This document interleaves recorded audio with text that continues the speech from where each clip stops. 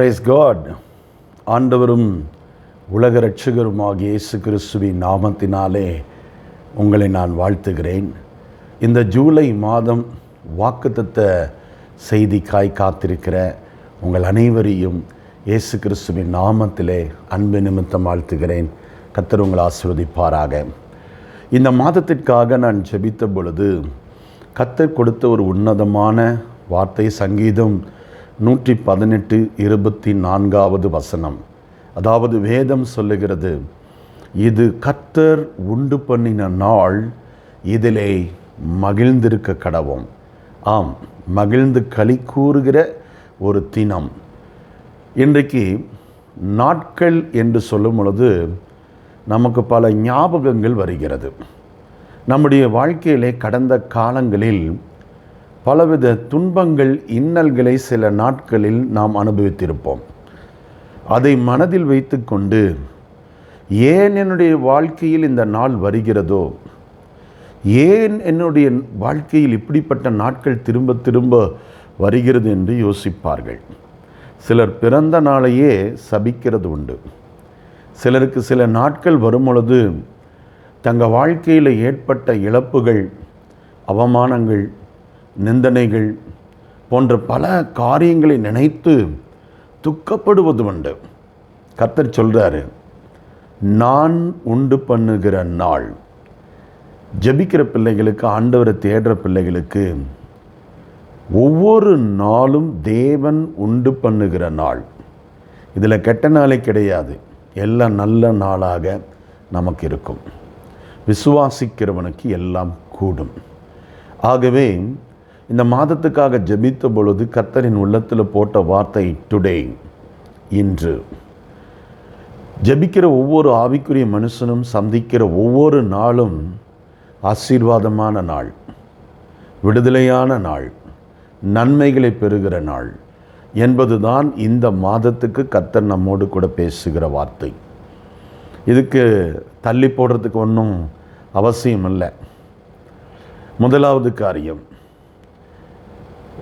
இன்றைக்கு நான் ரட்சிப்பேன், இன்றைக்கு கண்ட எகிப்தியனை இனி நீ காண்பதில்லை என்று யாத்திராகமம் 14:13 வேதம் தெளிவாக சொல்லுகிறது. பிரியமானவர்களே, இஸ்ரவேல் ஜனங்கள் நெருக்கப்படுகிறார்கள், ஒடுக்கப்படுகிறார்கள்.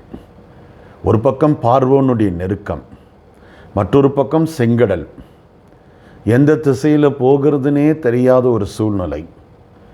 மோசே அவர்களை பார்த்து சொல்லுகிறார், பயப்படாதீங்க, கர்த்தர் இன்றைக்கு செய்யும் ரட்சிப்பை நீங்கள் பாருங்கள்.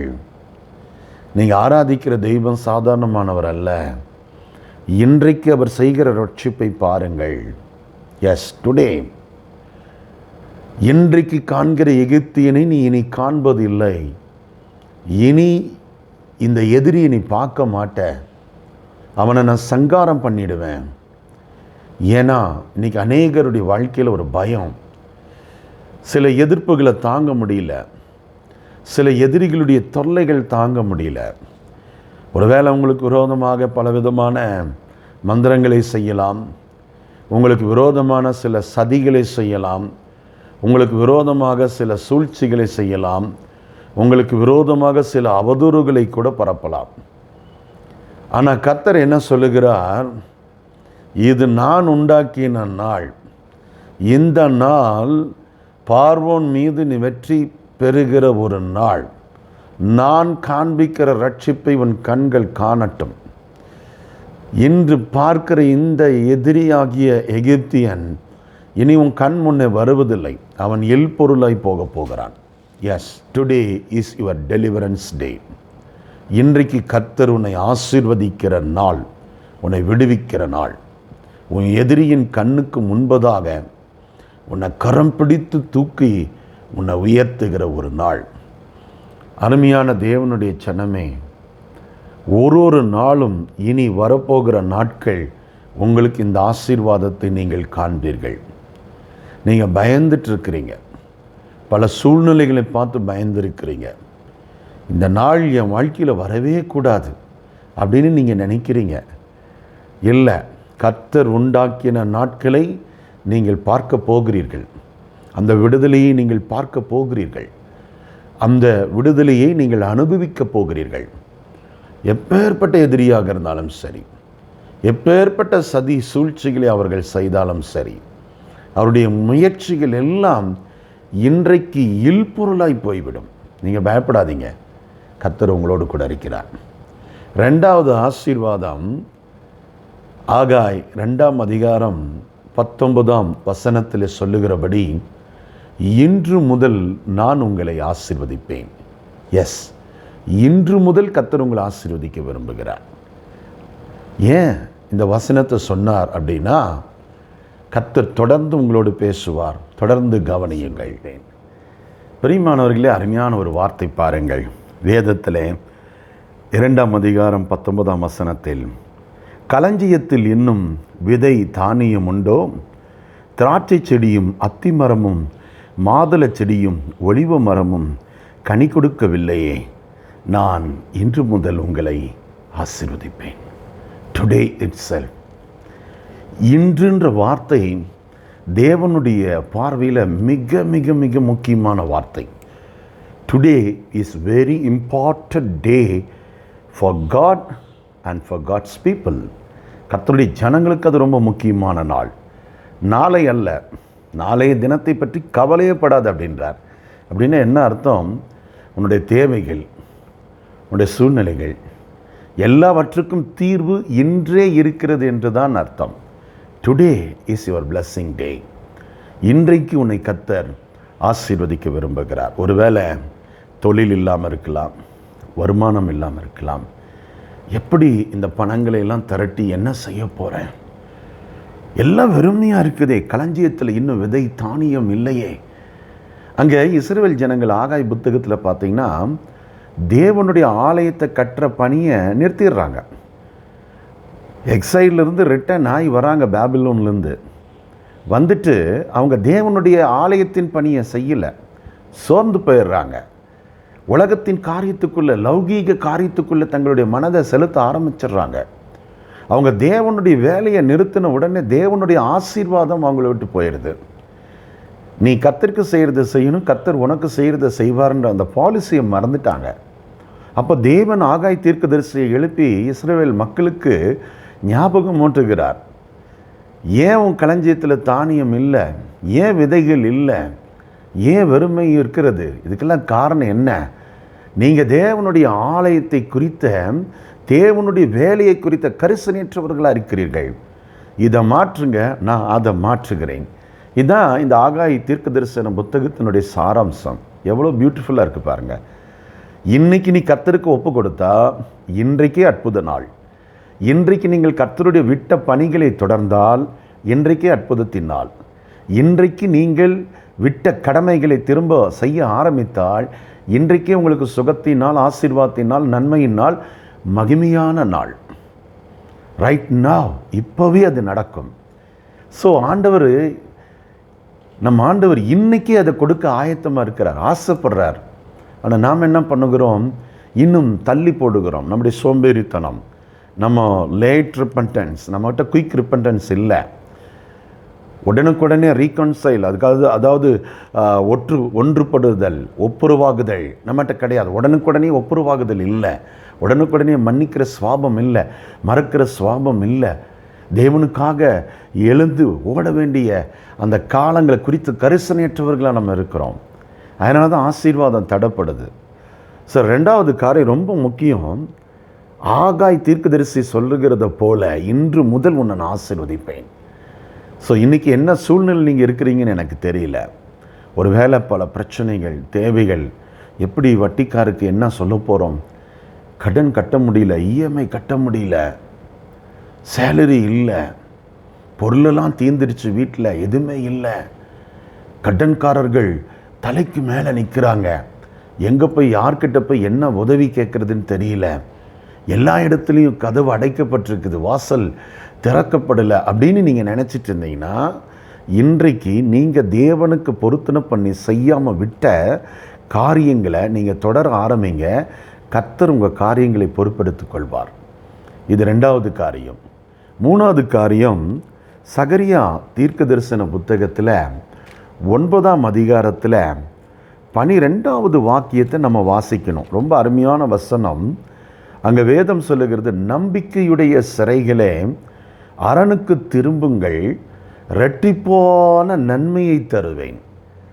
ஸோ இன்னைக்கு கர்த்தர் மூன்றாவது உங்ககிட்ட சொல்லக்கூடிய காரியம், நம்பிக்கையோடு தேவனிடத்தில் திரும்புங்க. நம்பிக்கையுடைய சிறைகளே அரணுக்கு திரும்புங்கள். அரண் எது? பலத்த துருகம், கேடகம், அரண், கோட்டை, கர்த்தருடைய நாமம் என்று வேதம் சொல்லுகிறது. Is name is a fort for us. அவருடைய நாமம் தான் நமக்கு என்னவாமா? கோட்டையாக இருக்குது, அரணாக இருக்குது, பாதுகாப்பாக இருக்குது. அப்போ ஆண்டவர் என்ன சொல்கிறாரு? என் நாமத்தின் மேலே விசுவாசம் வைத்து என் பக்கம் திரும்பு. யோவான் நற்செய்தியிலே ஆண்டவர் சொல்றார், அவர் நாமத்தை விசுவாசித்து எத்தனை பேர் அவர்களை ஏற்றுக்கொள்கிறார்களோ அத்தனை பேர்களுக்கும் பிள்ளைகளாகும்படியான அதிகாரத்தை கொடுக்கிறார். Such a wonderful, powerful authority in the world. நான் கர்த்தருடைய பிள்ளைன்ற அத்தாரிட்டியை விட உலகத்தில் வேறு அத்தாரிட்டி நமக்கு கிடையவே கிடையாது. ஸோ ஆண்டவர் சொல்கிறார் பாருங்க, நம்பிக்கையுடைய சிறைகளே அரணுக்கு திரும்புங்கள். நம்பிக்கையோடு திரும்பு. கர்த்தர் நடத்துவார், கர்த்தர் பாதுகாத்து கொள்வார். சங்கீதம் 23 நம்ம வாசிக்கிறோம், நன்மையும் கிருபையும் ஜீவனுள்ள நாளெல்லாம் என்னை பின்தொடரும். ஸோ இன்னைக்கு நம்ம நன்மையை தேடி நாம் ஓட வேண்டியதில்லை, நன்மை நம்மை பின்தொடர வேண்டும். நாம் கர்த்தரை பின்தொடரும் பொழுது வந்து சேர வேண்டிய நன்மைகள், சொத்து தடைப்பட்டிருக்கலாம், வரக்கூடிய வருமானம் தடைப்பட்டிருக்கலாம், நடக்க வேண்டிய கல்யாணம் தடைப்பட்டிருக்கலாம், உனக்கு கைக்கு வந்து சேர வேண்டிய சில ஆசீர்வாதங்கள், உன் பிள்ளைகள், உன் பிள்ளைகளுக்குரிய ஆசீர்வாதங்கள், உன் குடும்பம், கணவருக்குரிய ஆசீர்வாதங்கள், நன்மைகள், எத்தனையோ காரியங்கள் நடக்காமல் நீ ஏங்கிக் கொண்டு இருக்கலாம். உன் மனைவிக்காக, ஐயோ என் மனைவிக்கு இந்த நன்மை நடந்தால் நல்லா இருக்குமே. Yes, of course. நம்பிக்கையோடு அந்த தேவனுடைய நாமத்தின் மீது நம்பிக்கை வைத்து நீங்கள் திரும்புங்கள். எதை பற்றி யோசிக்காதீங்க, யாரை பற்றி யோசிக்காதீங்க.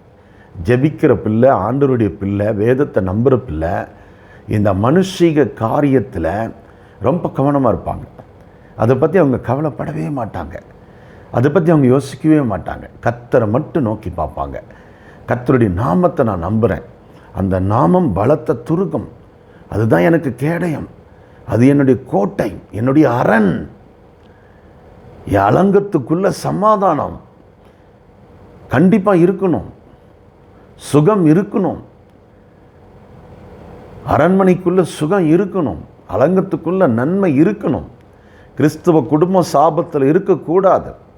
ஜெபிக்கிற பிள்ளைகள் வாழ்க்கையில் வறுமை தரித்திரம் இருக்கக்கூடாது. கர்த்தரை தேடுகிற பிள்ளைகள் வாழ்க்கையில் எதிரிகளால் வரக்கூடிய நாச மோசங்கள் இருக்கக்கூடாது. ஸோ இந்த 3 ஆசீர்வாதங்கள், டுடே பிளெஸிங்ஸ், கர்த்தர் இன்றைக்கே செய்ய தயார். அதெல்லாம் நாளைக்கெல்லாம் தள்ளி போக விடமாட்டார் ஆண்டவர். இந்த 3 காரியத்தை மட்டும் கர்த்தர்கிட்ட கேட்டிங்கன்னா, இந்த 3 காரியத்தை மட்டும் அப்புறம் செய்கிறேன், இன்று போய் நாளை வான்ற கதையெல்லாம் கிடையாது. Today itself I will ready to do for you. உனக்காக அதை செய்ய நான் ஆயத்தமாக இருக்கிறேன்.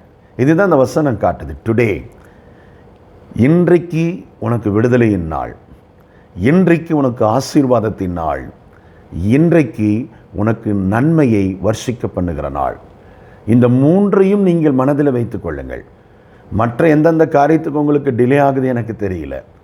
பைபிள் சொல்லுகிறபடி நான் விசுவாசிக்கிறேன். இந்த விசுவாசத்தின்படி இந்த நாளில் எனக்கு விடுதலை உண்டு, எனக்கு ஆசீர்வாதம் உண்டு, எனக்கு நன்மை உண்டு என்று நான் விசுவாசிக்கிறேன், அறிக்கை செய்கிறேன்.